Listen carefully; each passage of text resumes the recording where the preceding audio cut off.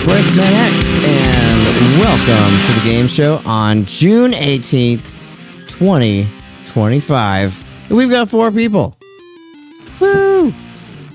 But the game show is a celebration of video games and our collective interests mixed with a healthy dose of humor while bringing in our favorite people in the game and movie industries on as guests. How are you doing tonight, Maul? I am doing all right. Fiddling about with my computer monitors, as for some reason the far one, monitor 3, is currently working just fine, but monitor 2 is a big blank, but my mouse is going across it, so who knows? Who knows? Otherwise, it's fine, though. Mysterious monitor action for sure. And Darria, how are you doing this evening? Also, I shoot just in time, so I am here if you can hear me. Yes. Glad to have you here for sure. And our guest tonight, Sarumaru, is an artist, gamer, old school otaku, and the creator of FX Unit Yuki, the Nyanja, and some other stuff. He loves the PC Engine / TurboGrafx 16 and all things Japanese retro. He also loves the Polymega, Ever Arcade, and FPGA stuff. He has a live retro-related discussion show on Saturday nights where he reads your answers to the weekly questions and give prizes. Saru also does the occasional travel vlog and retro game hunts from Japan. And consider joining his Patreon. How's it going, Saru? Good, thank you. I don't know that I was ready for that intro. Thank you so much. I have nothing else to say now. I guess I could just, just leave now. Covered it all. Okay, see you guys next week. Thank you. I'm good. Thank you for having me. Awesome. So happy to have you this week. I met Saru a few weeks ago. We recorded a House of Hue Cards episode with Johnny Graphics, which was a lot of fun. So hopefully we get to see that sometime in the near future. I'm sure it's around the corner. I bet. Yeah, it seems like he's in the chat. Well, we can poke and prod him about it. It seems like it's about the amount of time he said it was going to be. So probably fairly soon you get to see that. It'll be it was a really fun discussion. So I'm excited for y'all to see that. No pressure, Johnny Graphics.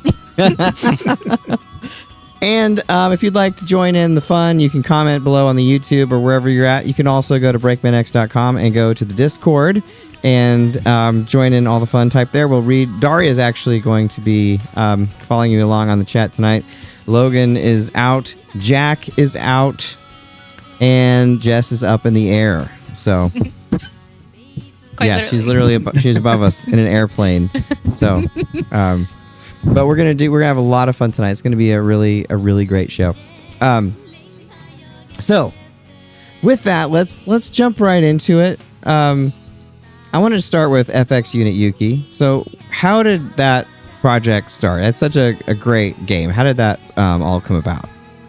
So I actually started FX Unit Yuki not as a video game, but I started off as a webcomic. And this is a physical of that webcomic that I eventually made, but originally it was an Instagram comic, which is why it's square. It's an odd size for a comic book, but because Instagram at the time, when I created this was back in 2015. So back then Instagram was just, you posted these square pictures and there were no like reels or anything. And so I got my start with this on that platform as a kind of a cool like little niche thing and a way for me to be able to create a story about a girl that transforms into a PC Engine because I'm obsessed with the PC Engine. And I got the attention. It's an awesome console. I feel like not enough people still to this day. I feel like people don't talk about it enough. Completely agree. We'll try to help that a little bit today. But continue on FX Unit Yuki. Yes. I don't want to interrupt. I'm learning. It got the attention of the programmer of a game called Mysterious Song, who goes by the name of Tater Pants now. And he was like, hey, I saw your comic book and I saw you made like little sprites for it. Because I had actually made like PC Engine sized sprites every time I ended a chapter. Because I had like 2 or 3 pages would be like a chapter on the web. And then it'd be like, to be continued, and I'd have that pixel. And he messages me and he's like, do you happen to have any more of those pixels? And I'm like, yeah, I can make more now. And he was like, yeah, just send them my way. And I sent them over and he put together like this like super simple demo game with like a background that I hobbled together in like 5 minutes. And I was in awe just seeing my character move around and do things. And I was like, oh my God, this is amazing. And so me and him started putting together this demo, and we took this demo to the Midwest Gaming Classic in 2016. And we showed it off. It might have been 2015. I don't know. 2015, 2016. We showed it off in an event called the Turbo Room, which is something that they've been doing every year at MGC. And shout out to Joshua Yeager. He's the person who runs it. And so they had it set up on a screen, and everyone there was like, what is this? You know, and everyone pretty much collectively lost their minds over this demo. And so we went back home, and I was like, okay, I think we need to make this into a real game. So we started working on it, and we had put together this like 2-stage demo. At that time, still kind of crude backgrounds and such, but we put that demo out for people to play, and the reception and attention was good. People were very interested in a new PC Engine action platforming homebrew. And so after that, the next step was like, okay, what should we do to get the money to make this? And that's when There's a step. at the time, right. At the time, I was backing stuff on Kickstarter and was looking at how I could do this myself. So I started researching, watching a bunch of different videos on how to do it. And eventually I learned how to put out a Kickstarter. And so we did that, and the reception was crazy good. For the most part. There were some like bad things too, because at that time I wasn't known. Like now I feel like there's no negativity with our current Kickstarter because people actually know that I've put a product out. But at that time I was pretty much nobody outside of the people who supported me on YouTube. Nobody really knew me. So at the time everyone was like, oh, this is a scam and blah blah blah. It was kind of crazy. There was a bit of drama revolved around it, but overall, the drama ended up bringing more people in because it was showcasing attention to it, right? Because now it's on like this big vlog site. Because we decided to add tiers for like Sega Dreamcast and Sega Genesis. And then that's what started the whole, oh, this is a scam. Because they were like, how could they just add these tiers out of thin air? And we just did it because that's what people wanted. And so a vlog did a thing, a certain Sega Dreamcast vlog did kind of like a smear campaign, which was full of incorrect information, but it ended up being at first very polarizing and somewhat negative because people were like, oh, maybe this is a scam, blah, blah, blah. But it ended up bringing more eyes to it. So it's kind of like, I guess people say that any publicity is good publicity. Seems like it worked out for you. It did, because we not only met our goal, we ended up raising more than what we needed. So we ended up using that money to go to conventions and marketing. We ended up doing all kinds of stuff with that. So it was good. Awesome. Well, do you think, go ahead. I'm just curious, in the wake of the smear campaign, right? You said that got eyes on it. Obviously turn it around. Were you able to like, I don't know, put like a demonstration on, or how did you like turn that into positive energy, or did you need to? I didn't really need to, because people started coming out of the woodworks who supported the project. Happy Console Gamer did a video on it, and then it started being really positive. He was the first one to do an actual video of our game on YouTube, along with, at the time, we were friends. We had just met Chris Tang, who is big in the world of Sega and the Tetris World Champions. He's a huge name. He used to work at Capcom and all kinds. He worked at Tengen. So me and him became friends, and just out of coincidence, Happy Console Gamer happened to be talking about his game and my game in the same video. And so I feel like that brought us closer. And so Chris Tang also went on public forums and Facebook and was saying like, hey, they're not doing anything different than any AAA companies are doing. You know, they're because one of the things, the points of contention was that we were paying for advertising. Mind you, our budget was $1 a day. We were spending $30 a month. A wash with even cash. Call that right? Just so much.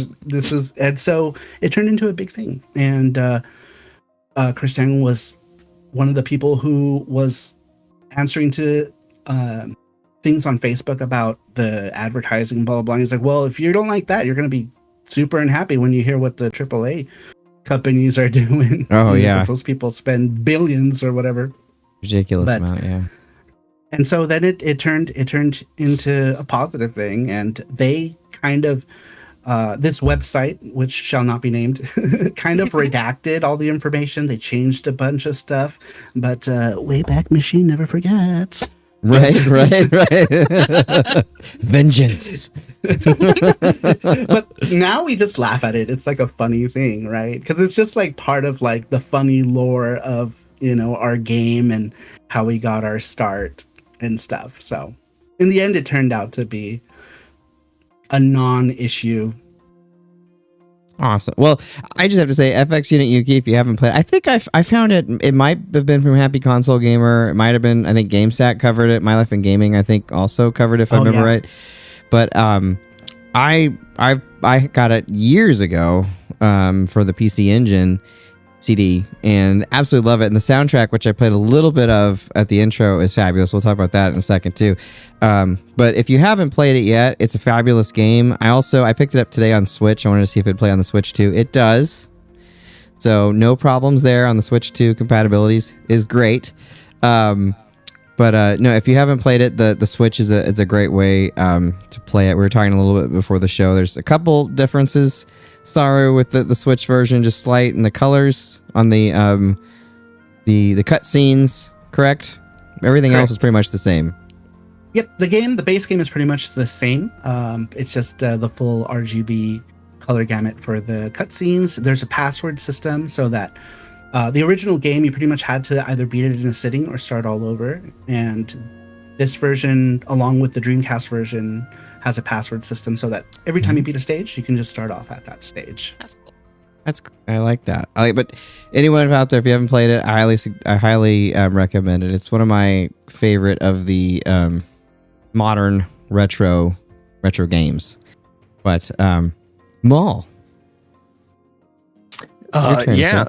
So, you showed off your comic that before, but so imagine went from that morphed into the video game. But just in general, like, where did your art style, your visuals come from? Kind of on both. What are your inspirations in both the original and translating it into the pixel form? So for FX Unit Yuki, because of its content, right? It's about a girl who is a game tester at a company called JEC, which is supposed to be this versions of NEC, which was the company that made the TurboGrafx and PC Engine back in the day. All of it revolves around pseudo versions of these games, right? Like we have parodies of Dracula X, which we called Castle Vampire X, and then we have a parody of Bonk, which we call Badonk, and that character uses her posterior to attack as opposed to her head. And we posterior, I love it. We have a cotton themed stage as well, but we call it Satin 50% because there's a game called Cotton 100%. So basically everything is just revolving around like different PC Engine worlds and stuff like that. So the PC Engine is pretty much the main reason that everything is based on video games in this particular world. Is because I'm just a huge fan of the PC Engine and TurboGrafx. I was an adopter, I won't say early adopter because I didn't get my TurboGrafx until what year are we in? 2025. Excuse me. In 1991. I feel the same way. Yeah, I have to check every time we do the show. Right before I say, hey, what's up? I'm like, okay, what year is it? Okay. Well, after you hit 40, dates are all just a blur. Right? Yeah. So back in 1991, I had gotten a TurboGrafx 16 and I became obsessed with like the anime because I'm big on like anime visuals too, which is why FX Unit Yuki has such a strong anime aesthetic. It's because that's pretty much what I grew up with in, my teens. I loved that aesthetic and I always wanted to make a game for the TurboGrafx and but it wasn't possible. I don't know how to code, and that's where Tater Pants comes in because he's a coder, and so together we made this thing, and now we're making a new thing, which is awesome. That's awesome. He's in the audience tonight as well. So hello, Tater Pants. Thank you for your coding. He is, yes. I love the game. I really do. I'm gonna replay it on the Switch, I think, as well. Excellent. Thank you for your support. And I love the humor in it is really good too. I'm the second level starts with man, these graphics suck or whatever. Because that's supposed to be Monster World, isn't it? Yep. Yeah. So it's supposed to be like an early Monster World, or I'm sorry, Monster Lair is what it's based on specifically for the TurboGrafx CD. And you're not too far off with Monster World. It's all part of that same world. So I made it very simple, and at that time it was only supposed to be a temporary background because I made that just for the demo. But then we were like, what if we just leave this in and just make a joke around it where you can be like, man, these graphics suck or whatever. And so we just left it in with simple graphics, and it just kind of works with the joke. Yeah, it's nice to have a little bit of humor there, for sure. Darria. Yes, do you want me to hit the comments first? Yeah, why don't you go ahead and hit up the comments and we'll hop into your question. All right. So let's do. So Gordo Stein waves hello. Panda64 is in the comments as well. Fenris says, "All right, Saru, how many PC engines do you own?" That's our first question. Yeah, let's stop there. How many PC engines? There's like 4 right next to me alone. Are they different models? Yeah, so I have like a laser active, which plays like it's a laser disc thing that plays like PC Engine stuff. Yeah, Logan's into those. He's not here this evening. Oh, he's into laser disc? Yeah, he's been talking about that's a medium I love. Yeah, I love laser disc. It's so cool. You have so much like art real estate on them, because there's, I guess we're the same people buy records. Anyway, squirrel. Yeah, no, I like it. Let's see. We're totally into the diversions here. So I've got like 8 PC Engines probably, and I had more, but every time I run into like money issues, I'll sell them. Like if I have to be like, I got to do this convention, but I don't have the table money for it, I'll look through the multiple versions of things that I have and then be like, do I really need 12 PC Engines? And I'll go and I'll sell some or whatever, right? I need them all. Do you have a Super Graphics? I don't. It's the one I don't have. Actually, I've never played a real one of those. Of course, I've played Mister, on like a CRT, which is pretty close. But it'd be fun someday to play a real Super Graphics, the 5 games or whatever that are out for it. It's such a small library.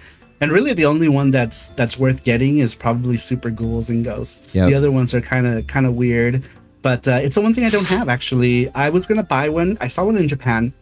It was like $250, and I was like, I'll come back. The ironic thing is that it's also a store that carries our games. So I totally could have told the guy, hey, can you hold it? But I was like, no, it'll be here. I'll stop by before we leave to the airport. Well, I stopped by before we left to the airport in Japan, and the store wasn't open. I was like, no. And then I was never able to get it. Now it's too expensive for me to want to get it. You know what I mean? It's like a loose one costs like $400. I'm like, it's too much. So jealous of you. If only you could have broken into that store, but they're selling his games. Like, yeah, I'm sure they would. I'm proud about it. The real problem is Japan is too clean. It doesn't have a lot of like bricks and things laying around to get through a window. Otherwise, that's true. How would you even get in? I imported I had a PC Engine Duo for years, and I imported the white original PC Engine. Was it like Dual last R? year? The original PC Engine, the small. Gotcha. But it was so clean. Like, I thought for the price I paid, it wasn't going to be like, but it came and it was like, it looked near mint condition. And when I got it modded, and Krista at Sound Retro said it like was in super good condition. So, I don't know. Nice. I don't know if everything is like that over there, if I just got lucky, but, I would say you got lucky because those white ones are very easy to scuff up or get dirty, or even just they oxidize too, right? Like if they spend too much time in or near sunlight, the console will oxidize. Another thing too is those white PC Engines. A lot of people who own them were smokers, so you'll run into the smoke stained PC Engines as well. So I'd say you were lucky. I have a Famicom that is like, looks like it must have been in like a super smoker's house. Like it is so yellow. It's almost like brown yellow. Yeah. But Darria, any more in the chat you want to hit up?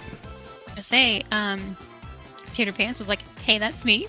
And then Fenris said, "Not many people talk about the PC engine, but oh boy, did the collectors put some serious moolah down for them."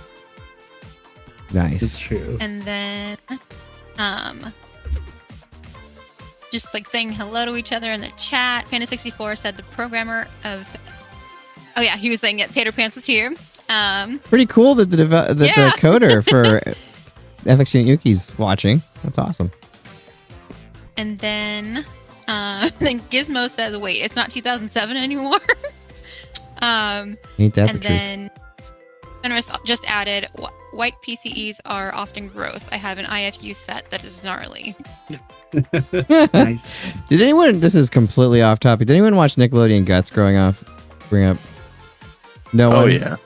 No, Because yeah. Daria's giving off a real like let's chicken with Mo vibe with the headset, and let's go to Mo with the rules on the show. You like go and then be like Mo, and she had like this headset. She'd be like, "All right, now we're gonna do the game," and blah blah blah.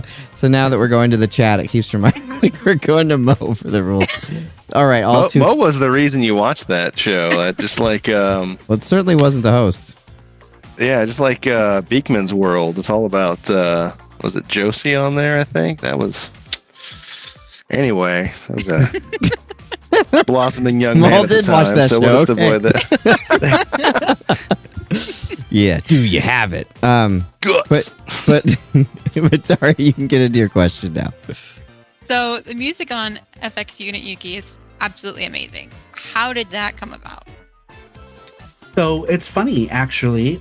My first kind of like internet claim to fame was with a game called Osu. It's like a music game that you play with your mouse, right? Like it's based off of a Game Boy game, and it got really popular online. It's still a thing now after so many years.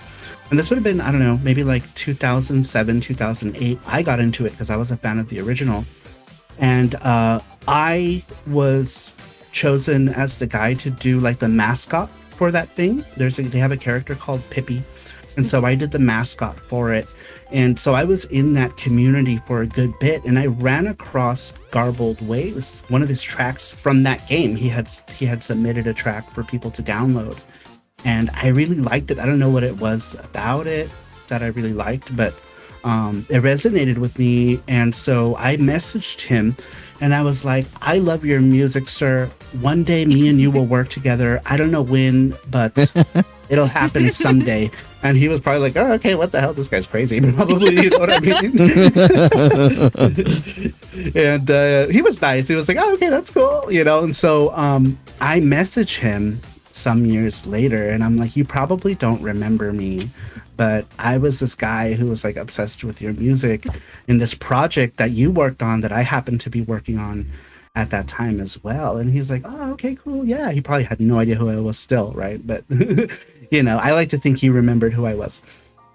And so we started talking about it. I was like, "I'm creating a game, you know, we can make some tracks, and, you know, I would like to use it for the demo." So he made the one killer track, which we call Go Forth FX Unit Yuki, which was absolutely killer. And I knew then and there, I'm like, this is the theme song of our girl. You know, we got to use so it. So good. we made like, right. It's like, to this day, it's still like one of my favorite pieces of music like ever. And so we used it in the trailer. We made like a super simple trailer for the Kickstarter, which is just Yuki running through this endless like hallway of our stage, because we only had the one stage. And I think she kills like 2 enemies and then runs for infinity as we're like talking about the game and like text in this demo. And it was people were like, "Man, the music is so great, blah blah blah." So Garbled Waves, who's the artist who made the music, I was like, "Could you make more?" And he's like, "Sure, you pay me, I make more." And so like we, you know, got into a business relationship at that point. And I think at that time I was like paying like per track, and he was just making banger after banger.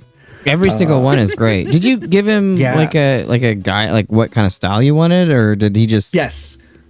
No. So yeah, I what I would do is I had the stage layouts right for everything, And I would say this is the mood that I want. I do this with any composer I work with. I say these are the moods that I want for this. Emphasis on whatever parts of this type of music for this stage. So like everything had a layout. The composer had a visual, so he's able to see how, because that helps composers. They can look at it and be like, all right, this is going to have this kind of tone. And he'll reference that against what I gave him for examples for the mood of that. And so like he would create almost every single time. There's only been maybe like 2 or 3 times where we had to go back to be like, all right, I need you to hone in on this vibe for this track, or something like that. But for the most part, almost every single track he made, I was completely happy with. He understood the assignment every time.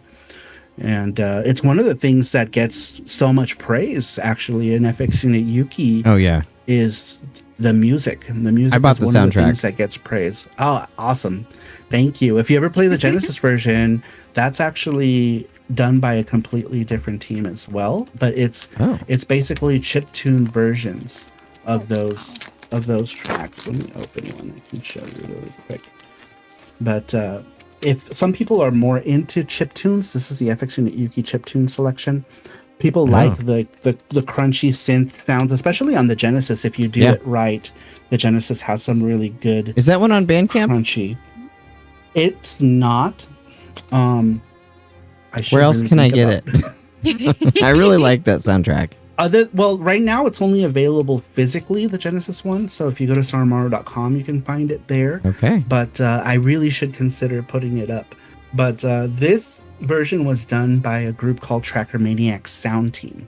They are a 3-man team out of Brazil.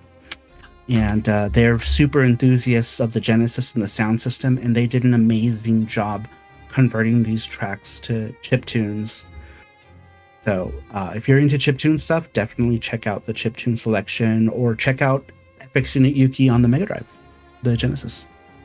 Awesome. I might have to check that one out. I haven't heard the Mega Drive versions yet. So very cool. Very cool. All right. So we talked about this a little bit, but FX Unit Yuki pays homage to a bunch of games from the past. We already talked about a few. Are there any of the others? Did we mention all of them? What are the other ones that pays homage to, and how did that come about where you decided that you wanted to pay homage to other games here? Are those like your favorite game series, or where did that come from? In FX Unit Yuki, almost all of the things that we parody are games that I really liked growing up. So we have a stage also that's kind of like a mixture of Shockman, which was like the TurboGrafx version of Mega Man, but the stage itself also has like some hints of Mega Man X in it. So I wanted to make sure that we had a stage that was kind of like a Mega Man style in terms of just visuals, because the gameplay plays pretty much the same outside of the shooter stages. Another one that we have parodied in the game is a Lords of Thunder parody, which we called the Gods of Lightning. And it's basically Yuki donning armor like you would see in Lords of Thunder, which is like if you haven't played it, it's like a heavy like rock, that kind of like butt rock metal kind of sound that you would hear in like the 80s and early 90s, mixed in with a shoot 'em up game. And so we based one of the stages off of that. Let's see, what else was there? Then obviously Satin is very much cotton. It's just a witch on a broom, but in this case it's Yuki on a broom shooting left and right. And then the Dracula X stage, I was a huge fan of Dracula X. I still think that Dracula X is one of the better old school Castlevania games. And so I wanted to have a stage that kind of encompassed that. And that's why we made Castle Vampire Z. And then, of course, the Badonk stage. We needed to have like a bonk kind of related stage. So we've got like little cavemen running around and like turtles and things and like kind of like pixel puffy prehistoric fauna going on.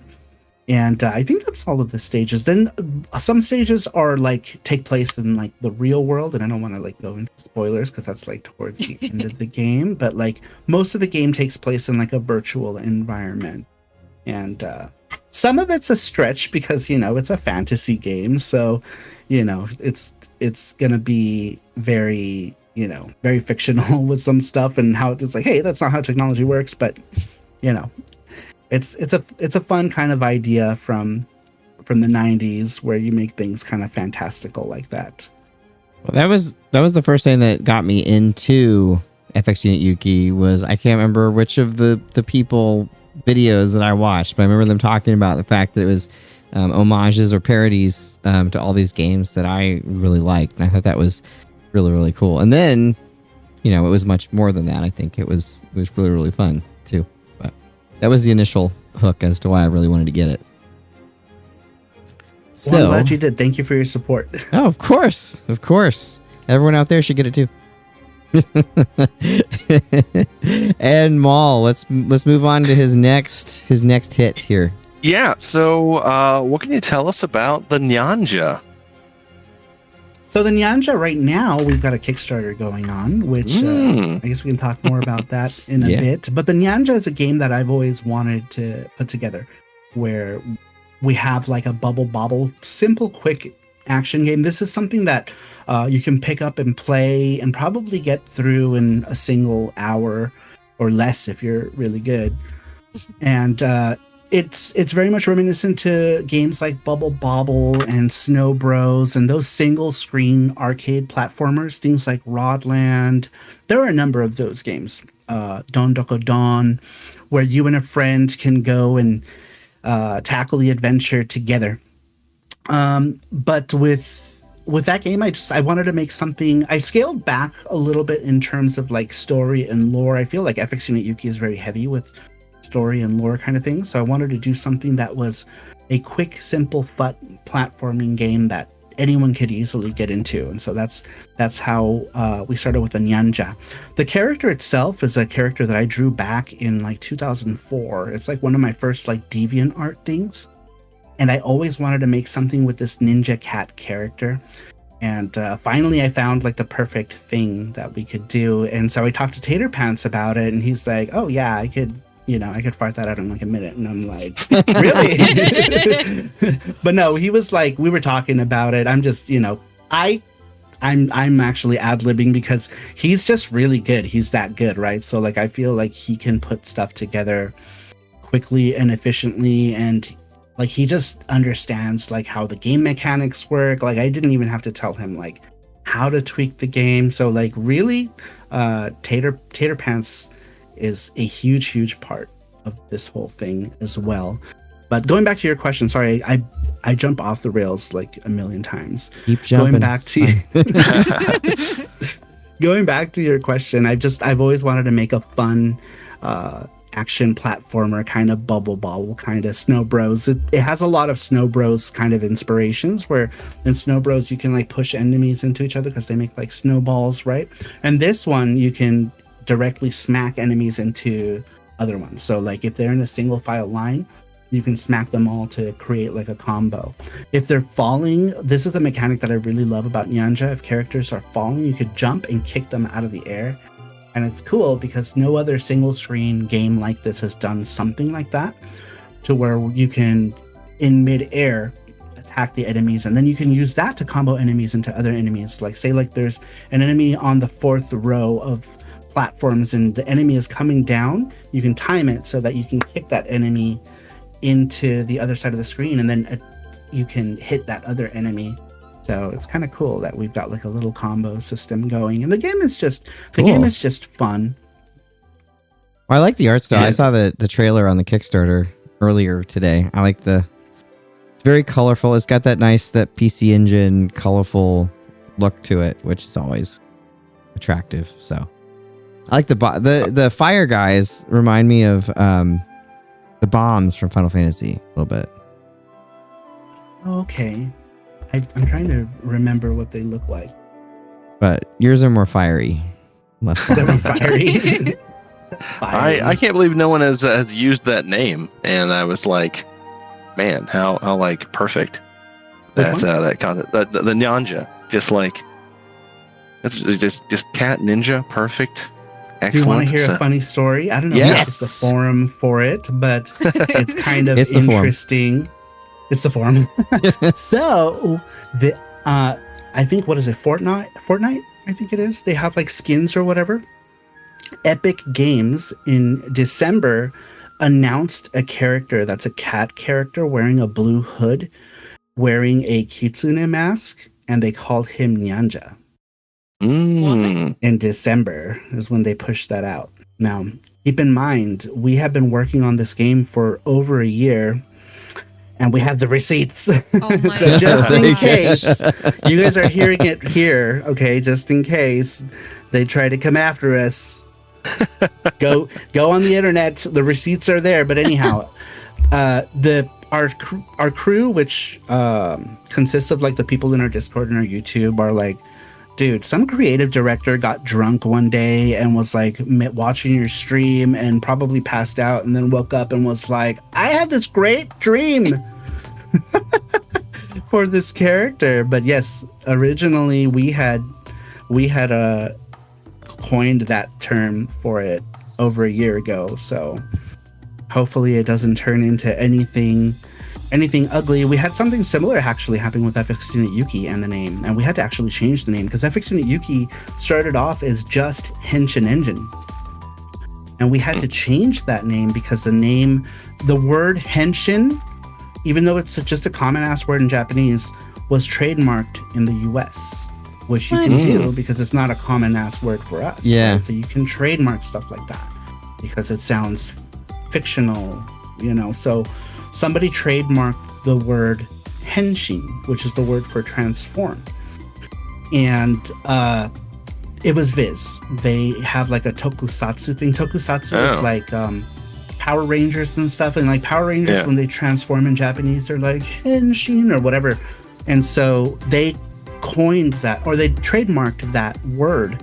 And so they reached out to me during that time, and they're like, we own this word, and trying to say that, we can talk about like, business related stuff, and they do this and they do that. And I'm like, I don't want anyone's hands in my things. And so I immediately at that point thought, I'm changing the name. I'm changing the name to the name of the protagonist, which, when she's in her suit, her name is FX Unit Yuki. So I'm like, you know what? We're just going to call the game FX Unit Yuki, the Henshin Engine as the subtitle. And so we did. We changed it. But with the Nyanja, copyright, the way copyright law works is, if you create something, the copyright belongs to you. But, if Epic really does want to take that away, they have lots of money, they can probably do so. We're hoping it doesn't come to that, but hopefully copyright law will protect us in that sense. You know what I mean? When it comes to creative artistry, copyright law is, I don't know how many portions of the law. So I guess we will see. Hopefully it can be tricky. I know I've definitely gone through getting stuff for my store, like as far as the logos. A buddy of mine is in IP law, and I wrote up a lot of papers or edited them with him back in the day when he was in law school. So got to see how that gets twined together. And I know, Break, you did a lot when you were putting the site back together as a young man. Yeah, go through all that. So we trademarked the X logo years ago, and Microsoft came after us because they said that it might confuse people, that it's like related to Xbox, and we were like, nah. No, we had a better argument than that. It was like, there's no way that they would think it was, especially since I made fun of Xbox a lot at the time. And pretty quickly, Microsoft was like, oh, okay. But it was just, I think they just basically had their lawyers looking at anything with an X of any kind that they would go after. But we did eventually get it. There's a really good book on copyright called Clearance and Copyright. It's kind of like the gold, Daria knows I was going to mention it. Kind of like the gold standard on that. So I teach it a little bit in some of my classes, but you should be you should be set. I mean, at first you have a paper trail. The paper trail is the big thing. They have a lot of money. They can go after you and they can make your life difficult, but you can also sue them for wrongful suit. So they can also give you lots of money. There you go. That's the goal. Yeah, I mean, that's what happened with Nintendo with Donkey Kong, right? Universal sued Nintendo because they thought it was too close to King Kong. And then they went to court, and Jack Kirby, who's the comic guy? Yeah. That's Jack Kirby. Jack Kirby. So John Kirby. I'm sorry, I always get them.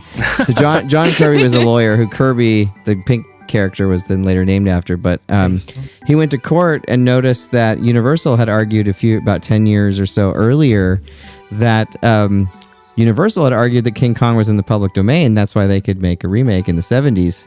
And the judge was so angry that they were bringing the opposite case, that they awarded Nintendo like complete victory and also damages. And so it happened. They were the tiny company at the time compared to Universal.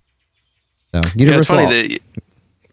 Go ahead and finish your sentence. I was going to say they also bragged that they make their money on lawsuits, not on movies before the lawsuits. So they do absorb a lot of IP, so it's not too surprising. I was just going to say, I'm surprised that it was Viz that you said that owned that trademark, because my first guess, if I had to throw it out, was going to be Capcom, because that's Beautiful Joe's. Beautiful Joe, right? Yeah, Go, baby. Yeah, Right. so I figured maybe they threw that out. As Viz is probably like, oh, Capcom's bigger, we're just going to ignore that one. It's so weird that they would be able to take the word that means transform.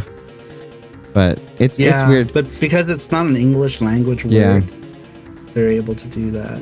Gene Simmons tried to trademark the word "and" years ago.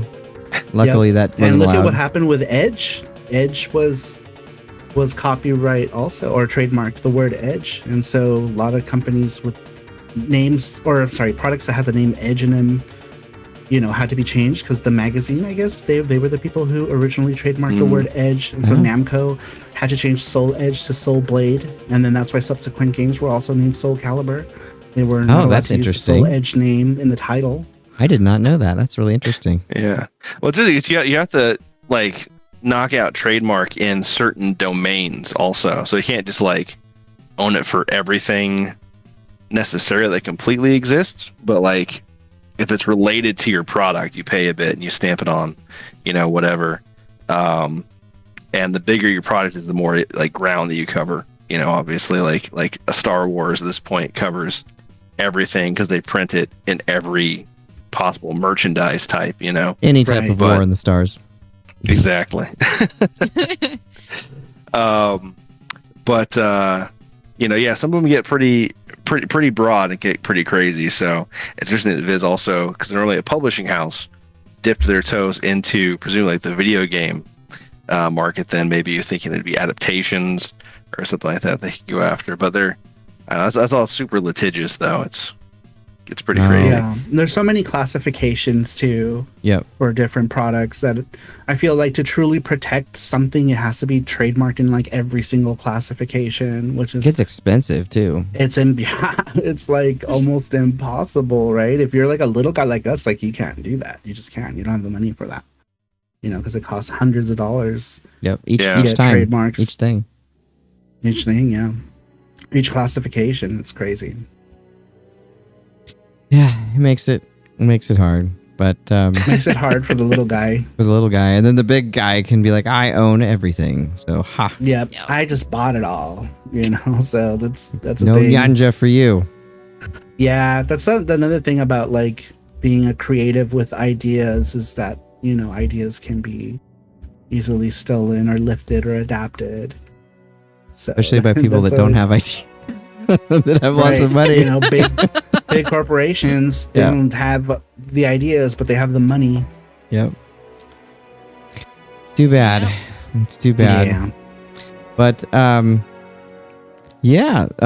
if you want to hit the chat, before you hit the chat, if you do like what we're talking about here tonight, you can give us a like and subscribe. We'd appreciate that, and it'll show up in the middle here that you subscribed, as long as you have your privacy settings on YouTube set to show that. So, but Darria, you want to hit up the chat?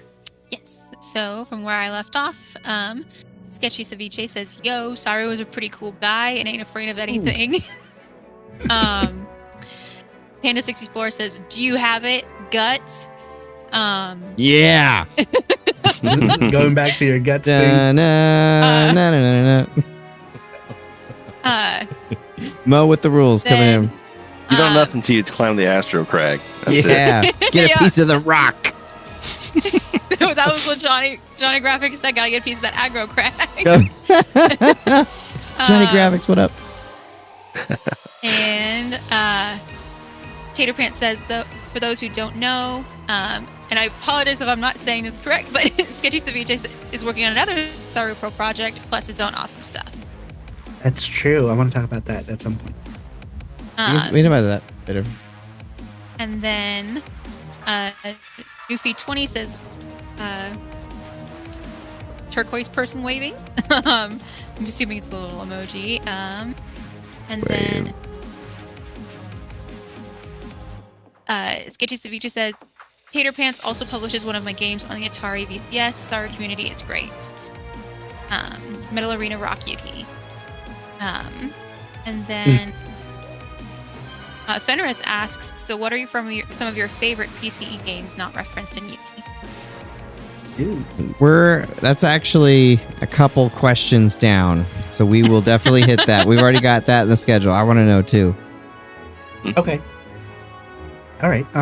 So do I answer that now, or are we talking about that later? Let's go a couple. We got a couple more before that. Okay. But I'm excited to know. Do you want me to keep going with the chat, or? Yeah, keep going with the chat, and then we'll do yours. Okay. All right. Because yours is really important. It's probably the most important one of the night, actually. And then, kind of just talking back and forth about, is it Kamen Rider?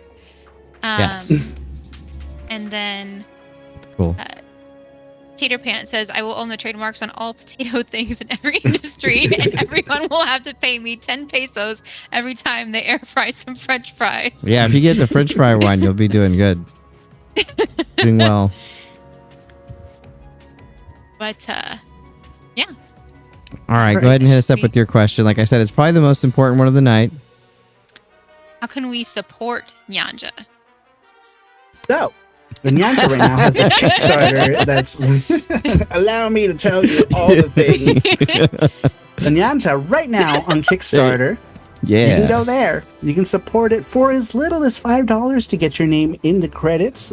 And we have digital options for PC. So this is not just a PC Engine TurboGrafx CD game. It's also a Windows game. So if you guys have a computer, it'll play on a potato of a laptop too. You've got a old laptop, it'll likely play on said old laptop. Yeah, you can support it right now. There are many tiers. Lots of people have already supported it, which is so far the reception has been awesome. So thank you to everyone. I know there's everyone who's in the chat, who's part of my crew has already supported it. So big thanks to all of you guys in the chat. Thank you. And you can support it right now. We are in the first 24 hours still. Technically, we have not even hit the 24-hour mark. It went live yesterday at 9:36 a.m., 9:32 a.m. Wow. And it is now 7:40 something my time. So in 2 more hours, we will officially have hit the 24-hour mark on Nyanja. So you have 29 more days to support it. So, Please do. I'll be supporting it. And you can download the demos, actually, if you go to our itch page. If you go to sarupro.itch.io, you can go ahead and download the demos for both the PC Engine. So if you have like a Mister and you want to download it and play on your Mister, you can. If you want to take those files and burn it to CD, you absolutely can burn it to CD. If you have an Analog Duo, it'll play that same burned CD. So there are many ways to play the OG game. But if you have a PC, very simple. Go and download the PC demo, and it runs straight away just by running that executable, and you guys can check it out. You don't have to go through all the rigmarole of burning stuff. Even if you have a PC Engine and you just want to see what the game's like without doing all of those other things, you could just simply download the PC demo and start playing. Awesome. Cool. I'm looking forward to playing it for sure. Anything you want to say about Nyanja before we move on to some other things? Gordocine says it runs on the Polymega too. Yes, if you have a Polymega, it'll run on the Polymega, which it actually plays super good on the Polymega. I don't know why, but it does, and it's pretty awesome. One thing, but there's before- slight different inversions. We talked about that before the show. Oh, yes. So the PC Engine version runs on the sound is like PCM audio, so it comes from the soundboard on the system. But with the PC version, because we can use any sounds we want, the sound is dynamic. Tater Pants actually rewrote the whole, he's using FMOD sound engine, but he's got a bunch of sounds that he put together and converted so that we can use on Nyanja for PC. So Nyanja for PC has like fun little like pops when the enemies like hit the wall, and like you hear like smack sounds, and now the frogs make like a blah sound when they shoot like their spit projectile things. So it just kind of gives it a different kind of energy. But also the backgrounds are animated, which is something that we could only do very limited with on the PC Engine, only because the PC Engine doesn't have any background layers. So everything has to be animated kind of on the same layer, but with different priorities. So we could only animate like certain little tiles, like little bits of water will animate, not a whole lot of animation. But on the PC, we can just animate the whole thing. So we have like water moving around, and like the clouds in the first stage are like puffy and moving. So just taking advantage of the fact that we can do different things on PC. We have a full motion like video, like we have video intro, which is cool because you could do that. It's basically the same video intro that you see on the Kickstarter. That is the PC's intro. So we use that as our Kickstarter video. And then at the end of that, I do like a little blurb about, why we're doing what we do and we want to bring our dream to life. So those are the differences between the two versions. Now, one thing I do want to mention, since we have some of these people in the chat, Tater Pants. He's got many nicknames, many names, many pants. But Tater Pants, he's working with Sketchy Ceviche, who is in the chat. He made his own game called El Panadero, the Baker. And he lives in Japan, and he put this game out on Atari VCS with Tater Pants' help, because Tater Pant is official distributor on the Atari VCS, which means you will also see our games. FX Unit Yuki will be on the Atari VCS, and the Nyanja will be on the Atari VCS, distributed by Tater Pants' label Lucid Potato Games. So if you are Atari people and you have an Atari VCS, you'll be able to purchase a version of that probably a couple months after we release the game to PC and TurboGrafx CD. Now, Sketchy Ceviche is also, we're kind of all like this like intertwined community of like game devs and creators. Sketchy Ceviche is also helping me make a game on PC called Miko Hearts. Miko Hearts is a game like a run and gun kind of game, like Mega Man, but 2 players, about 2 priestesses that are just running through each stage, just shooting a barrage of talisman to exorcise demons and monsters. You can also play the PC demo of that by going to sarupro.itch.io. And that one is going to be a PC first game, but I do eventually want to bring it to the Dreamcast, because I do want all of our games to be on some form of real retro hardware. So hopefully I can find somebody to port that to the Dreamcast, and that will come to Dreamcast as well. But yes, we are all kind of a community of people who all help each other and support each other in many different ways. Like with Johnny Graphics, he has a platform for us to chat about these things, and that's how we met you. And the thread further intertwines. Exactly. It's pretty Threads awesome. It's pretty awesome that we're able to write. We're able to work with all these people together and talk about all these things. And thank you for giving me a little bit of time out of this show to talk about these people, because without these people, we wouldn't have these projects as well. So they're very important to me. No, I completely understand. And I was thinking about this, Maul, Darria, correct me if I'm wrong, but after the relaunch of the game show in 2025, I think Sarumaru is the first developer we've had on, I believe. Wow. We've had journalists, we've had YouTubers. We used to have a lot of developers first, so I think that's a pretty cool milestone for the reboot. So, well, if you want to have more developers, I was about to say, we have in the chat right I would love to have more now. developers Developers, So- message me, DM me. Yeah. I would love to. Tater I'd love. Pants. Yes, for I was gonna sure. say- If he's up for it, he can talk about his things because he is actually working on a new RPG Really? called Mysterious Song Tears of Elegy for PC, which Oh. is a remake of a game that he made for PC Engine, which he got his start on the TurboGrafx PC Engine CD with. His very first game was Mysterious Song for the TurboGrafx CD. Cool. Is it a JRPG then? It's it's a turn-based RPG, like a very classic style turn-based Oh, cool. RPG. I'd love. You know, you Love get into those. battle and you have characters in front of you and you have commands. So he's making a new one, which I'm doing character designs on. I'm doing like all the main character design cool. art for that game, and that's going to be ported to PC, but also Atari VCS and probably Steam and other things. Who knows? Who knows? The Awesome. possibilities are infinite at this point, but yes, maybe that's something that he can come on here and talk to you. Absolutely, guys Tater about. Pants. The offer is out there if you want to talk about that or whatevs. Potatoes in general. Sketchy Ceviche. Sketchy Ceviche is actually working on a new game himself that isn't the game that me and him are working on, but a new game called The Ticketer, which is very much in the same style of his first game, El Panadero, in terms of art style, because he does all the art and programming for his games, which is quite a feat, right? And That's amazing. that game, I'm not sure when he's proposed release for that game is, but that's something that he can come and talk about here as well, if you guys will give him a platform to do it. Absolutely. I'm That down. could I only love supporting indie help them. development in general. So that'd be That's a lot awesome. of fun for us too. I did have a question about the Kickstarter. So it says game CD ISO ROM or PC digital download. I'm guessing the game CD ISO, that is the PC Engine version. And then Yes. the PC digital download is the Steam or whatever. Exactly. You got Okay. it.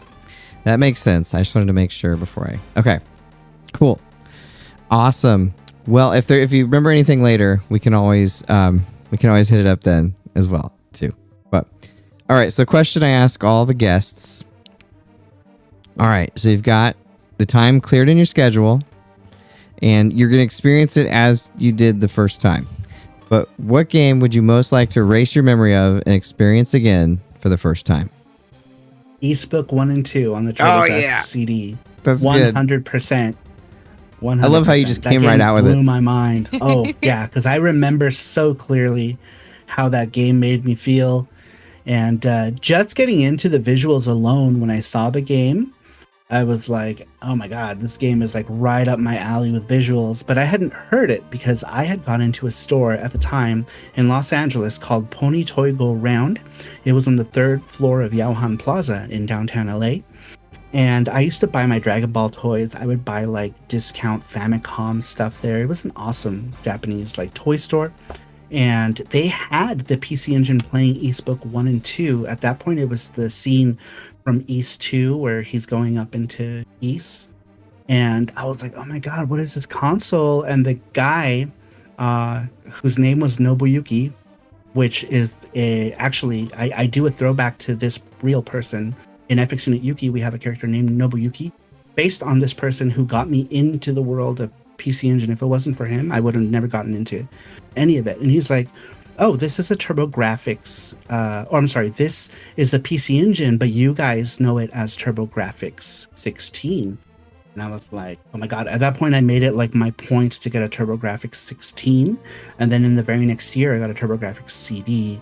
And so when I first played Eastbook 1 and 2 for the first time, the music, I wasn't ready for it. I wasn't ready because I hadn't heard the music because it was on a display kiosk at the store. So the first time I heard the music was like orchestral, because the intro to East 1 and 2 is this like scene where there's thunder and lightning and you're like rushed with this like orchestral sound, right? And then they started talking and I was like, what? Because up until this point, I had only ever played like games that had like bleeps and bloops and, you know, your chiptune music, which is awesome in its own right. But when you go from only playing games that were strictly chiptune at home to hearing like this orchestral sound and people speaking, it was very mind-blowing for my, 12-year-old little brain at the time. And so I will never forget how I felt. So if I could erase my memory of that and just relive that it would be amazing to be able to relive that again. Awesome. Yeah, Darria, that was the game. I played that when you were at my place. On the PC Engine. I don't know if you remember. It had like the amazing music, and the graphics for today's standard were pretty small. But I was going like to the dungeons and stuff. I tried to show Darria that game. Yeah.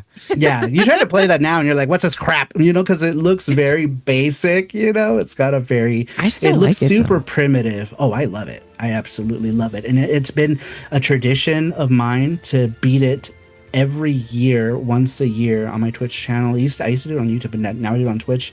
Every year, once a year, I beat the original. But I often end up playing it like 3 times a year because I'll play like the Chronicles or I'll jump to the PSP one and I'll beat some fashion. But the tradition is every year I have to beat Eastbook 1 and 2 every single year. Is the original still your favorite PC Engine? Yes. Yep. It's the music alone, because you got music that was originally composed by Yuzo Koshiro, who is an absolute legend. And then the arrangements were done by Ryo Yonemitsu, and those arrangements are just the best. They're so good. The best of the best. They're so good. And I could listen to that soundtrack endlessly. When I draw, it's one of the soundtracks that I listen to often. It's just amazing. Yep, I have that one in my car. I mean, on do my you? phone. Yeah, Nice. on my phone to listen to in my car. Yeah, it's a cool That's one great. for sure. But awesome. Well, Maul, this question will go back to Fenris's from earlier. Yeah, so this is coming back around. Please do tell us about some of your favorite other PC Engine games. Everyone's been holding their breath, waiting for this moment. Right. So earlier, one of the users had asked what was my favorite game outside of the ones that I featured that were on the TurboGrafx and the PC Engine. Well, you guys already know Eastbook 1 and 2. We've gone in that circle. But another one is Jackie Chan's Action Kung Fu. It's another one that's one of my favorites. It's a fun action game. You don't need your brain for anything but to punch and kick. It's just one of those pick up and play games. And that's kind of what we were going with Nyanja, as we wanted to do like a pick up and play game. So that's one of them. You can't mention the TurboGrafx PC Engine without mentioning a shmup or 2 or 100, because the console has so many of them. Gate of Thunder will always have such a big spot in my heart for shoot 'em ups, because it was just the game that did it all for me. It did it like graphically, music. It was my first Super CD, because back then you had to have like these different cards to play different types of games. So it was my first Super CD. And the first one I would be able to afford in a while, so I played that one 80 billion thousand times. So it's just, even though Lords of Thunder is technically the better game, and it's the one that people will always say, oh, that's my favorite shooter, for me, the nostalgia is so strong with Gate of Thunder that I absolutely love it.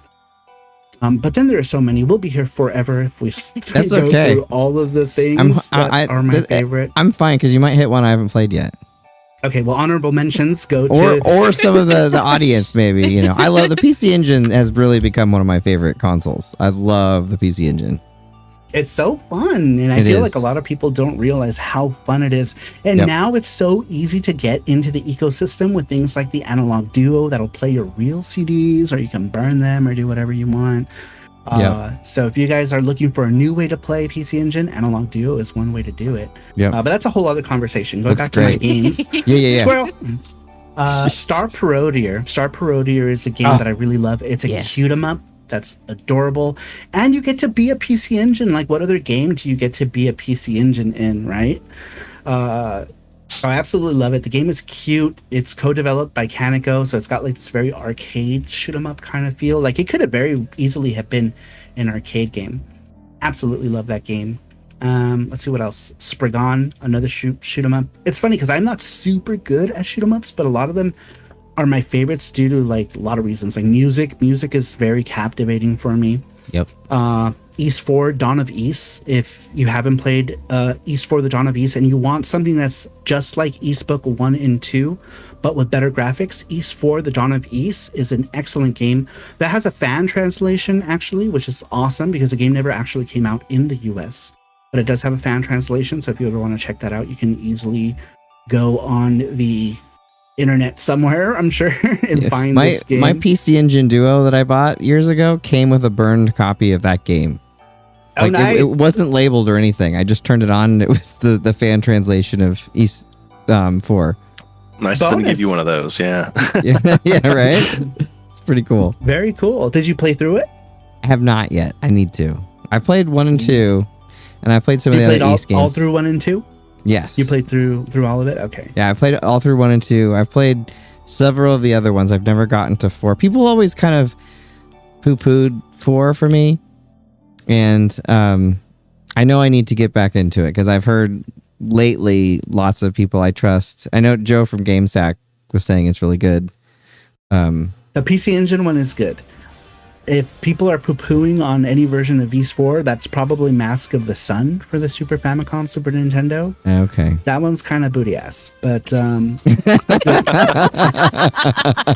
of Ys, it's good. It's good. You got all of your cutscenes. It's nice.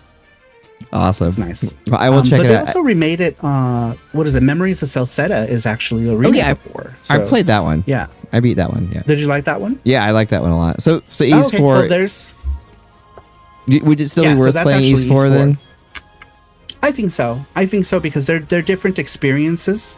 So Ys 4, the Dawn of Ys, is no longer canon because it was made during a time where Falcom wasn't ready to put out Ys 4, but Hudson Soft was like, we need a new Ys game and people want Ys, so they pressured Falcom to give up the script, and so they worked with Falcom, but the script for Ys 4 at the time that Ys 4 the Dawn of Ys was made for the TurboGrafx CD wasn't finished, so they kind of just hobbled together what they could and then just kind of like finished the game with an ending that was probably not what Falcom originally intended. If you're a fan of anime, you know this happens a lot with your favorite animes where the manga's not finished, and so the anime is like, who cares, just finish it, and so they'll give you whatever ending. It's kind of the same thing with Ys 4 Dawn of Ys, but I do recommend playing Ys 4 Dawn of Ys. But Memories of Celceta is the official canon version of Ys 4. Ys 4 is the one that has the really good voice actors though too, isn't it? In Ys 4 for the Memories of Celceta, PC Engine isn't. I remember. So the PC Engine one has really good voice actors. The Japanese one has good voice actors, but it's a fan dub actually. Oh, and, that's right. That's right. Surprisingly enough, though, the fan dub is really good. It's better than what Falcom did with Ys 3. Ys 3 is one of those games from the TurboGrafx that I wish I could erase from my mind and then just never play again, because it's just not a good version of the game. The music is excellent, but the dubbing is not good. The visuals kind of do this weird jarring thing that kind of gives me a headache. I'm actually much more harsh on it because of how I remember feeling when I played it for the first time back in the day. I was ready for something that was like eSpoke 1 and 2, and I got something completely different. So I feel if I go back and play it now, maybe I won't be so harsh on it knowing what I know now. But back then it was oh, I hate this. But I ended up playing because, you hype yourself up for something and then you start playing it and then you're like, oh, this smells bad. So it's kind of like that kind of situation with it. But they did remake that game, and it's called Memories of It's called The Oath in Felghana. They have so many subtitles. Just blurring together. The Oath of Felghana is actually a remake of Ys 3 Wanderers of Ys.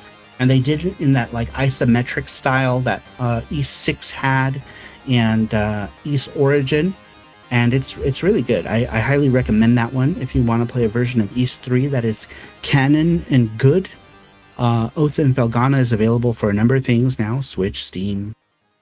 This turned into Ys chat. I am so sorry. That's okay. I love Ys. Somewhere out there, there's an Ys fan that's just thank you, Lord. This is what I've waited for so long. This is the talk I've been waiting for. Yeah. Yes.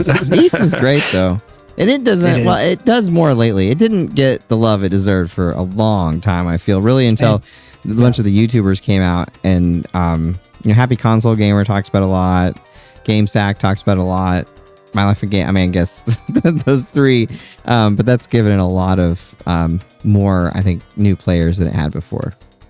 Yes, I agree. I feel like it's a series that now is finally getting some attention here in North America.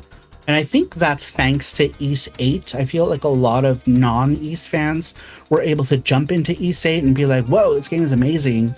And then they started making more Ys games. But I really feel like Ys 8 was the, what's the word I'm trying to use? Point of entry? Yeah. No, I think so too. I grew up, I mean, used to see it in the magazines, and I'd always think it was called Wise. Yeah. When I was a kid. Absolutely. Yeah, Absolutely. I think everybody as a kid. But I never had, I didn't have a PC Engine growing up, so it wasn't until later that I finally got to play it. Because I'd always heard that the SNES and the other versions weren't as good. So. Yeah, I think that's really actually- kind of the problem. It was getting it out in the mainstream, and why it gets more love now is just like it was kind of rough. Like you said how bad the Super Nintendo version, was. Oh, yeah. And that's what so many of us mainstream, guys had at the time. Unless you had you're one of the kids with the unusual console. But Then you were also if a you had nerd. one, I know, yeah, but None of us here were nerds.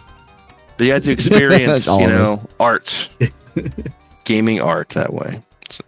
Yeah. No, that's true. Like, I get it, but it's still sad. The TurboGrafx was always, I've mentioned this before, but like the esoteric console, like of, I always would see it in commercials and magazines, and I'd always really, really want to play one, but I never knew anyone back in the day that had one. It wasn't until the early versions of Magic Engine, that old emulator, that I actually, Jack and I set it up to play Dracula X way back in the day.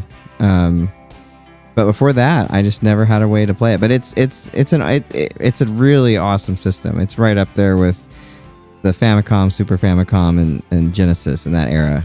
If you haven't, I think most of y'all probably out there have played it. But if you haven't played it, you should definitely give it a go. With some of those games. I interrupted your list though. Are there any more honorable mentions? I want to hear if there's more. Oh, I completely forgot. Because I had I had we got into the East territory. We got into East land. Wise land. Yep. We went deep into the Wise. Let's see. So Valis is another one that we actually take some inspiration for in FX Unit Yuki. Yuki's got like her whole the sword thing is kind of like Valis inspired. Girl with sword kind of thing. That's a favorite of mine. Even though the games are full of jank, I like to say that they're charming jank. You know what I mean? Like, they're kind of broken, but not broken enough to where the game is unplayable. But broken, but nice visuals and music. I like them. They're good. Some people will say, oh, these games are shit. But, for me, I grew up with these games. So, to me, they always have a special place in my heart. A man of culture, I see. Yeah. Maybe depends on who you ask. But no, I like good. That. It's fun. I just think that the PC Engine in general has this unique charm to it, where even some of the not so great games are still fun to play. They'll at least look nice or have good music or yes, something worth. And sometimes that's enough to get you into a game, right? You're like, oh, this game doesn't play the best, but man, it's soundtrack, and so you can keep playing just to listen to that soundtrack sometimes. Exactly, for sure. Well, Darria, why don't you hit up the chat and then we'll get into your question. All right. So, Frenris has a question. Do you ever have plans on making a HuCard game in the future? I am such a fan of the CD format though, because the whole thing that changed my world upside down with the PC Engine and TurboGrafx CD was the fact that it was my first CD-based console. So I am such a fan of optical media. The only reason I actually made a physical Genesis game for FX Unit Yuki is because the people wanted it, but I didn't particularly had it in my plans to make it. But everyone in the Kickstarter, because originally we wanted to do it for the PC Engine CD and the Sega CD because of the fact that I was just a fan of optical media.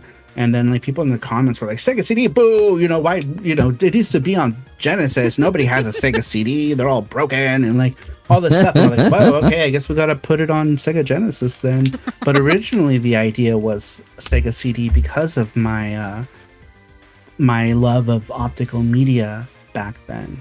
But who knows? Maybe I don't know. I'm not too keen on the idea of putting any games on hue cards, but maybe if I can come up with a simple project. I have many things on the back burner that I'm like, maybe this I can delegate to be a hue card, right? It's not a complicated idea. Maybe we can do it that way. But I'm the kind of guy who also likes to listen to like real composed music when playing games. So that's why for me the CD medium works so well, because I can listen to actual real compositions of stuff. So maybe. Long answer short is maybe. Sorry, I was like going in a huge circle, but I feel like I just had to explain why. Yeah. All good. Johnny Graphics says, sounds like getting both versions of Nyanja is the way to go. Tater Pants says,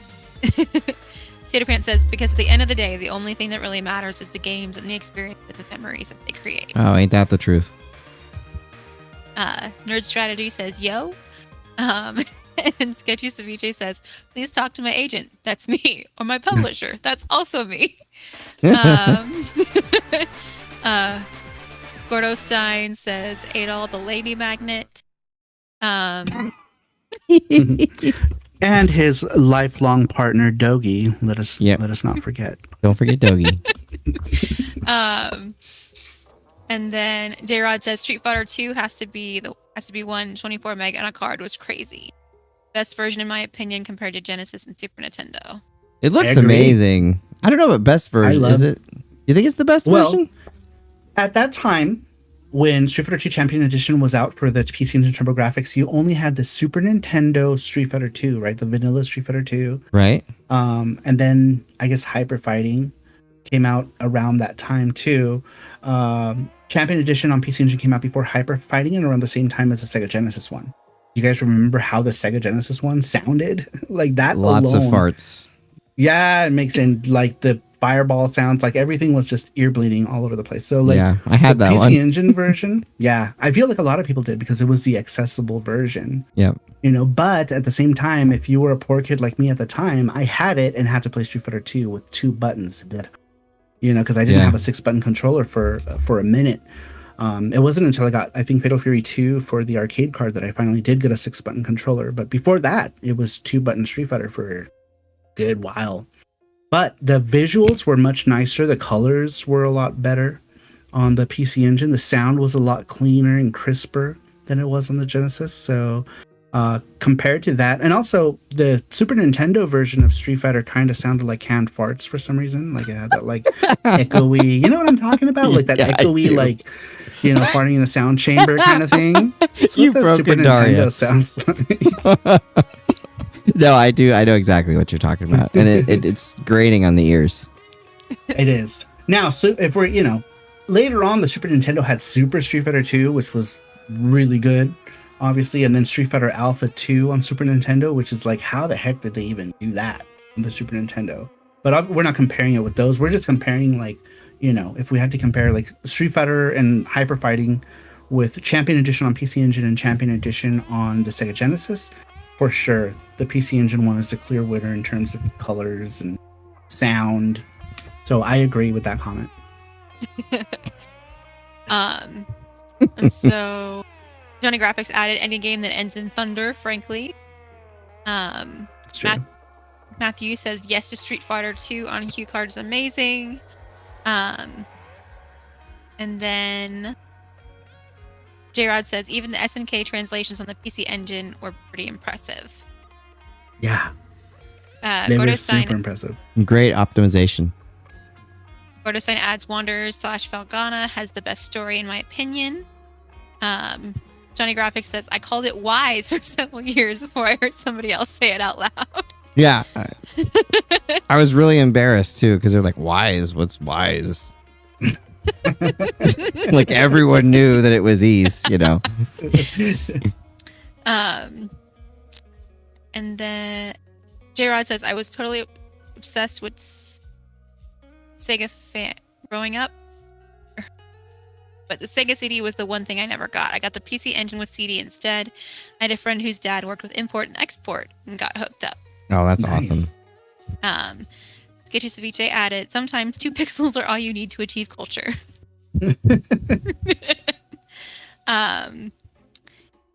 And then J-Rod said, yes, definitely. The Golden Axe version was horrible, but the music in it kept you playing. The fact that they're still making Genesis games is incredible. Even Dreamcast, as I see they're making a Mario 64 for it. And then, Pretty active chat tonight. yeah, Nice. very We active like chat it. tonight. We love it. We like it. We like your Yay. activity. Keep your questions coming. Keep them coming. Well, maybe I don't know. Yeah. These people might want to go to bed, so maybe keep them moderate. And then J-Rod added, hoping they make a Genesis version of the 2D Terminator 2 coming out September 5th. Cool. Oh wow, I didn't know that. Oh, he says hoping. I was like, whoa, Hoping. Oh, yeah, really? hoping. That's crazy. Yeah, I mean, it is Bitmap Bureau. They're kind of crazy.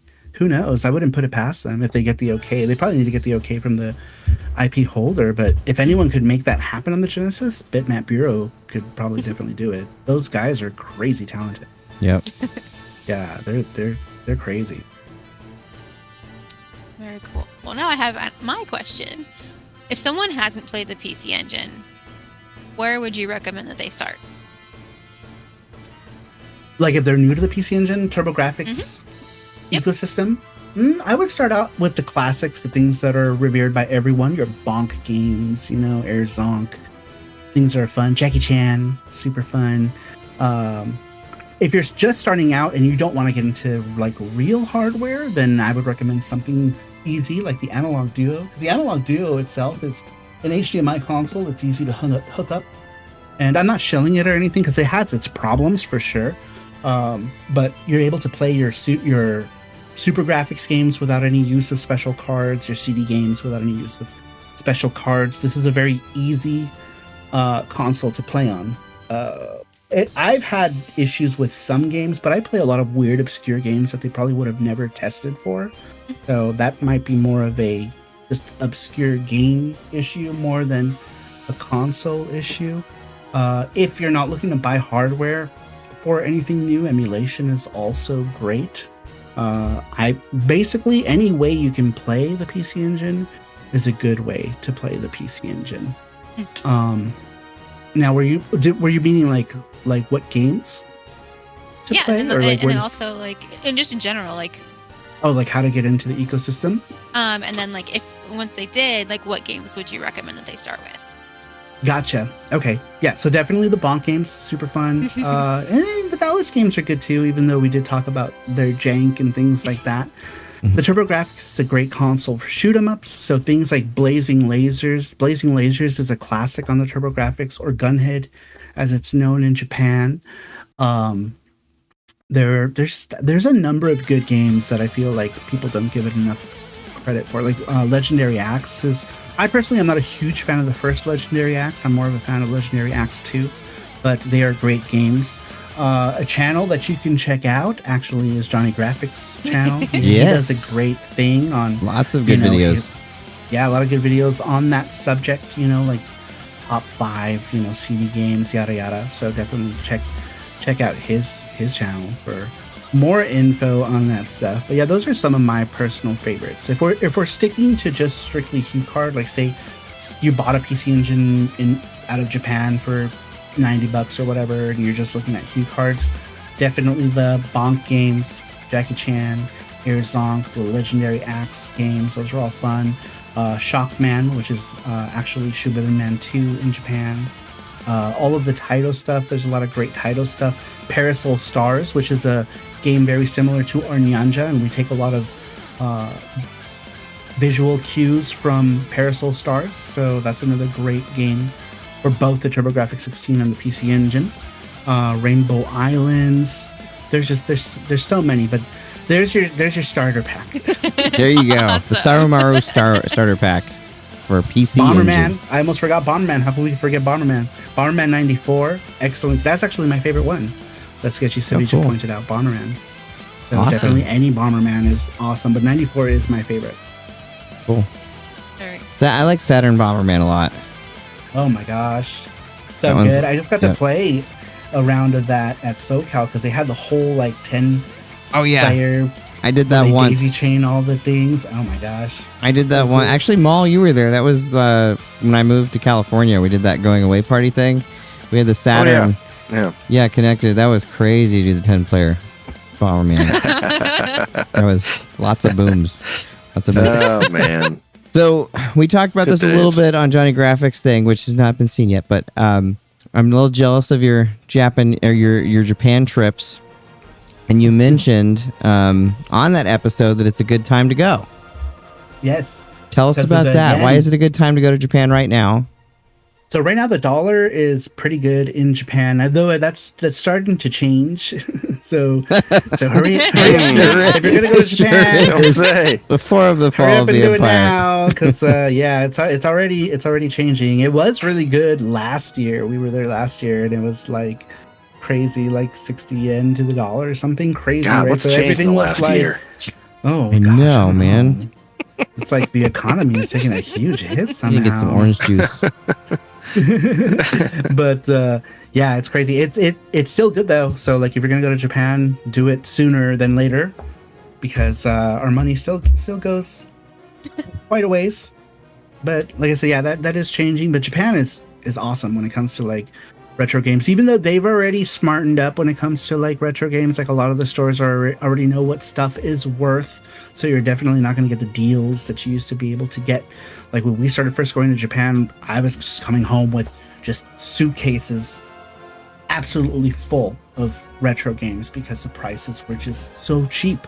Those days are kind of long gone. You have to now actually like trek out far to get those kinds of deals, right? So like you can't be like, I'm just gonna land in Osaka or Tokyo. Well, Tokyo was never good, but like I used to land in Osaka and be able to buy stuff on the cheap in Osaka for a few years before. I think after the pandemic is when people started wising up too, because everyone started buying like crazy, right? Because everyone was at home and stuff. So they wisened up with their prices. They're not quite as good, but deals can still be found. I did do some videos where we did actually find some places that were decently priced. You just kind of have to go off the beaten path for it. So if you land in a big city, be ready to make your way out of any big city to hit up those book offs or Ojama cons or whatever that are out of the way. But deals can still be found. Food is incredibly cheap. I mean, I love to eat. You can, as you know, as you can see, I'm a hefty guy who loves his fried foods. Japan is full of delicious fried food. So good. What's so bad? But it's also like katsu, anything. You deep fry anything, and I'm going to want it. That's just my taste, you know. But sushi is also really cheap, which is something that's not cheap here. Especially I live in the desert, so like sushi has to be like shipped in. The meat for that is always trucked in on the daily. So anywhere you go, sushi is going to be kind of expensive here. But in Japan, it's so cheap and so good. So if you're a lover of sushi, Japan is great for just cheap sushi. And what But, desert do we're you gonna live? try I to live go in the back, desert as actually. well. Yeah, things. Well, I'm in Las Vegas. It's like, Are we desert babies right now? We are. Yeah, we're buddies out here. Who knew? Yeah, I live in Las Vegas. I've lived here since what year are we in? 2025. That's gonna happen Once a again, lot. by the way. 2025. Yep. 2012, I moved here. Wow. Cool. Okay. But I used to live here. This is like my third time back in Vegas. Somehow Vegas always pulls me back in. that's where I was born. Oh, really? Wow. Jeez, I'm left out. Where are you at now? All right, Vegas people, let's talk about Vegas things. Sorry, Breakman. We'll come back to you. Oh, now I feel bad. But yeah, this is my third time back. Daria, when did you live here? Honestly, not for super long, but Oh, okay. So you were like born here, and then I, like for your first 2 parents years. are like, "Let's get out of here." And then my mom, actually my parents both got jobs in Mississippi of all places. Oh, So I lived in Biloxi, Mississippi for a good while. And then like I lived in Northern California for a bit, but we ended up coming back to Kansas. All over the Okay. place. All over the place. Have you been Well- back since? Do you remember it at all? We visited. I haven't been since I've been an adult. Because it's been quite that long. So much has changed. But I have family like in Arizona, and so like we occasionally go out there, and so I've been meaning to like actually go back and kind of just see what it is, how everything has changed and what it's like now. It's changed drastically. Yep. Or even just since I've been, I moved out here in 2009, I want to say, and I mean the city's just enormous, even compared to then. Like our population just keeps growing and growing and growing. So it has been crazy. But yeah, man, Break, you gotta get back out here. You visited me one time. So now we need to get out here, and you and me and Sarumaru can get together. That's true. Yeah, Play some games somewhere. I know some good dessert spots. I know all Oh the man, I'd gaming be down. spots. I'd be down for sure. That'd be fun. You guys can all come down here. It'll be the Breakman. You can do the Breakman show live. That'd be cool. How about that? Sarumaru 2. The Saru Strikes Yeah. Back. No, that'd be fun to do one in Japan too. I want to go to Japan so bad. You Sometime should. we You have should to do get it. some sponsorship from somebody. Go to Japan, all of us. Yeah. And Yeah, do a I may be show trying and to eat get lots of good a food. trip planned out there before too long here. It's been on my bucket list for a long time. And it's unfortunate, though, that you say it's a good time to visit because of the economics, and that may be true, but I know that right now things are a little tense with how bad other tourists have been up there. Well, just And say they're you're friends with starting some to- other pick yeah, another we'll have to do ethnicity that, you yeah. want to be, and you can role play. It'll be fun. Yeah. It'll be a whole other Yeah. No, And it's not just the Americans, though. Of course, we do have our reputations, especially with all the influencers that have gone over there and caused which havoc. But are I know mostly that Americans. well, I know Australia has a very strong dollar right now, and they've been taking very quick trips up to Japan. And I guess the behavior there has been pretty bad as well, where there are certain districts in Kyoto that are shut off to tourists now. So there's a big issue of people like flicking cigarette butts at like the Oh yeah, the I saw people as that. they would I go watch by, all yeah. of those nuisance YouTuber things right just because right. I want to know how not to act. Every time. Right, yeah. So I'm like, Which is "Alright, very don't nice do of you. Yeah, it's this." great. Yeah. Yeah. So, but yeah, they're a little tense right now from that, unfortunately. So, just anyone who too goes, bad. be on your best behavior. Don't ruin it for us. don't be a dick. Come on. Yeah. Don't ruin it for The everybody. Japanese people are generally super nice. Like as long as Super nice. you're following the rules, then you'll be fine. Like no one's gonna openly be like, "Oh, you noisy American." You know what I mean? They're gonna be like, they'll be cool with When you I- as long as you're following the rules and not talking on the subway or doing like things that people don't normally do. Yeah, You'll be fine. for sure. And then I I'm know. still I'm just sad they excited. shut off that one district. When they shut off, I'm like, well, now I want to be there even more. Dang it, Which like, one? come on. In Kyoto, there's a district where it's like all the very traditional ladies. Gion, yeah, Gion. Yeah. So, right. So yeah, Gion is like the traditional like geisha, Geiko Maiko district, right? And they had to like close off parts of that because like tourists were just getting crazy, right? So they couldn't walk around to get between their jobs or their performances and stuff. So I get So it. sad. So I like sad. it. Yeah, I mean, It's sad. I do, but oh man, what a heartache. I've been Yeah. watching the like on TikTok which I don't watch TikTok very much, but I like the Japanese food ones. They go to various Japanese food places. When I took Japanese in college, our professor used to always talk about how tempura is like nothing here compared to what it's like in He's Japan. right. So I'm pretty excited for that. Tempura is so good in Japan.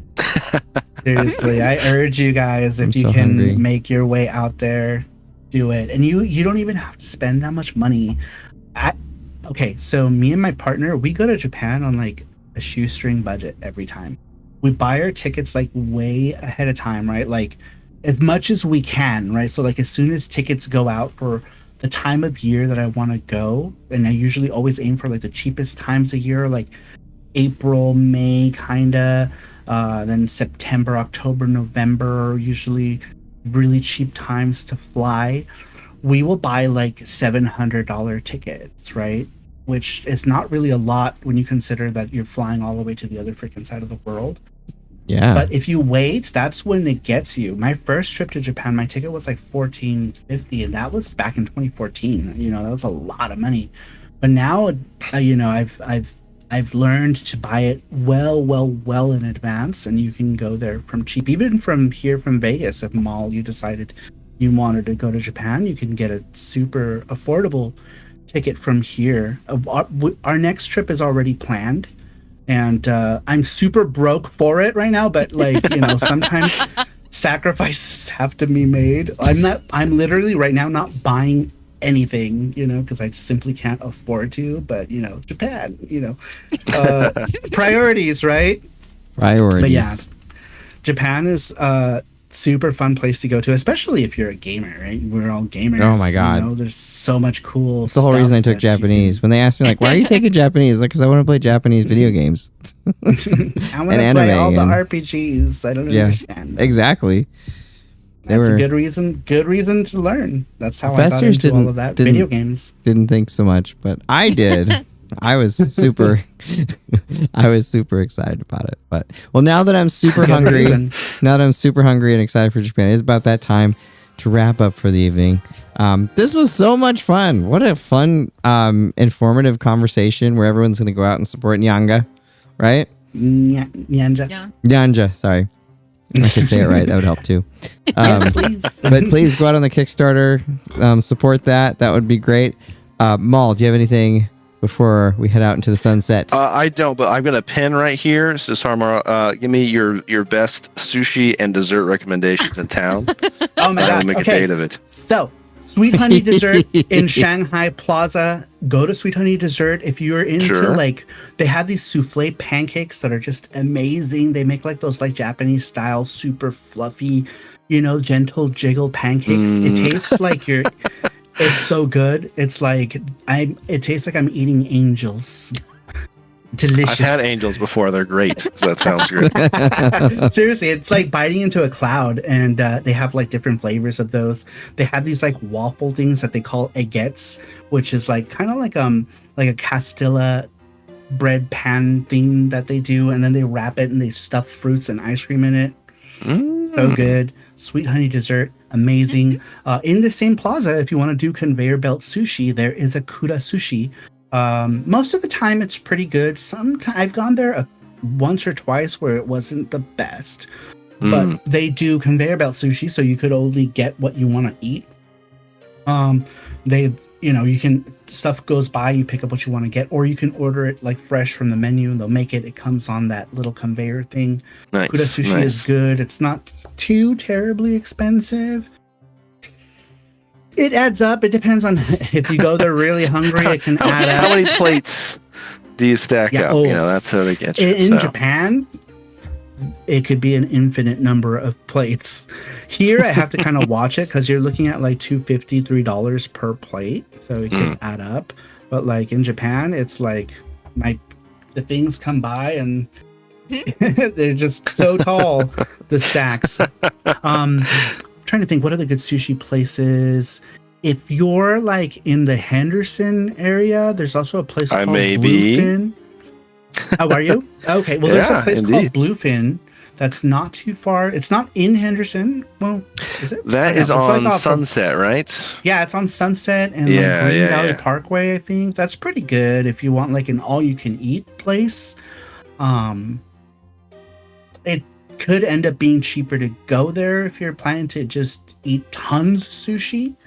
It's a good place to go because it's all you can eat. Gauge and see, you know, what's my appetite like. If it's huge, all you can eat. If not, conveyor belt. That'll be. I can show restraint. Yeah, but I mean, like if you're already down in the Shanghai Plaza area, then you could maybe hit up Kura Sushi for some sushi, and then hit up Sweet Honey Dessert. That sounds like one. That's a 1-2 punch. Yeah, because right then you can eat that like moderately, good. Right? You're like in your brain, you're like, all right, I'm gonna go have souffle pancakes.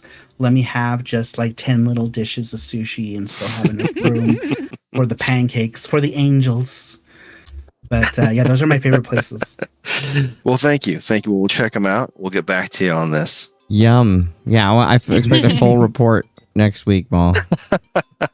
I know. I'm so hungry now. I know, So me done too. with all this yummy Me too. food. Me too. All right, Darria, what do you have to say before we head off? I finally got the chance to play FBC Firebreak for a little bit before this. And I plan to play quite a bit more. You never played it before that?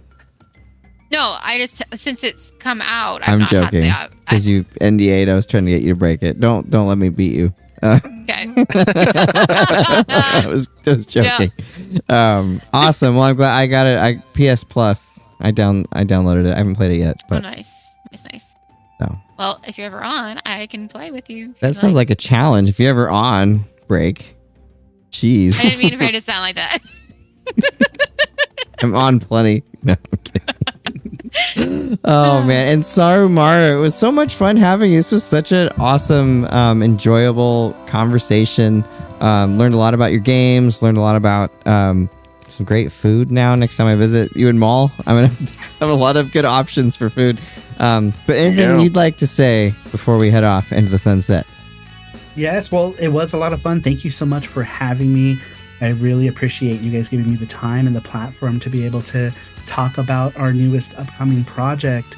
And I really appreciate it. Hopefully I can be back here again whenever I put together our next thing. That would be awesome. I would love that. Absolutely. Definitely. And maybe it'll be live with lots of food.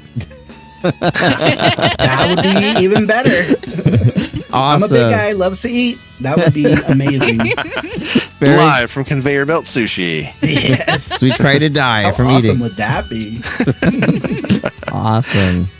Well, thanks everybody for watching the game show, and I will see you same time next week.